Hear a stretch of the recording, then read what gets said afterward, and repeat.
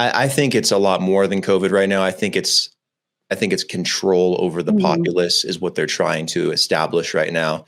There's a lot of other issues in China too, including with devaluations with the currency. They have riverbeds and lakes that are completely drying up. They have huge climate issues, huge pollution issues, a lot of businesses that are running dry on capital. There's demolitions happening left and right, buildings coming down. It's a massive economy, second biggest economy in the world, but still the people are unhappy. There's a lot of suffering, and the human rights violations just keep going unchecked. And I think, the COVID one is really highlighting that. And unfortunately, and not enough is getting done because of the pushback that China is creating right now with the UN. And they have their own union that they're setting up called BRICS with Russia, South Africa, Brazil, and India, where they're trying to start their own global currency. They're trying to start their own economic trade routes. And I don't know if this is a way for them to create an exception so that they can do what they want, because China likes to have control over their economy and their populace, and they want to do what they want. They don't want to be told what to do. So again, it's another thing that's happening in the world right now that's very concerning, and something that no one's really stepping in and saying needs to stop. There's a lot of pandering. There's a lot of,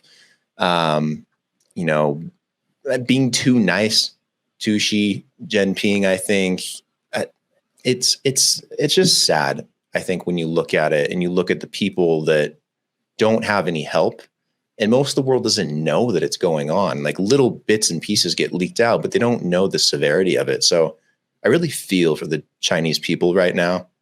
And I don't think they have a choice. Yeah. There's a few things that I think are noteworthy to mention when you say that, no one really is doing anything about this. Obviously, China is a powerhouse. It's competing for the number one spot in terms of the number one economy in the world, number one influence in the world. So it's very difficult to stand up against a power like that.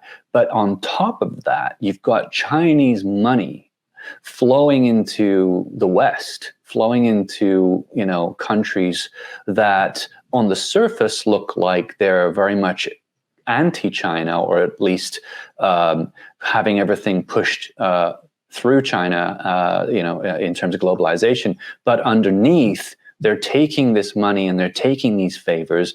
And it's almost like, when you, for example, someone does a favor for you and then they're not the best version of themselves. Maybe you feel like, a little more averse to saying so and putting them in their place because they've done you a favor. And so the art of reciprocation is basically, I need to be nice to this person. I feel like that's a lot of what's happening right now, because you saw, if you watched a video from, I think it was the COP27 conference recently, of the leaders around the world meeting to discuss carbon and pollution and all that kind of thing. Justin Trudeau was captured on camera having a meeting with Xi Jinping and his advisor or his translator, and really got put in his spot, got put in his place, got told off. And you saw him leave that meeting as the camera followed him, looked like he was a lost little boy and just had his ego completely obliterated and didn't know where to go. He just disappeared into the background and just went away. I mean, what kind of a leader is that? That's not a leader. That's a puppet. That's a little boy. He's Canada's prime minister right there. And like before, we've mentioned, we put the pieces together of the puzzle. The way that Canada is being governed right now is very similar, eerily, to the way that China is being governed right now. The way that they've cracked down on those protesters, the way that they are, restricting bank accounts, the way that they're, I don't even, this is for another episode, but the way that they're all of a sudden pushing, euthanasia. I mean, what the hell is going on with Canada?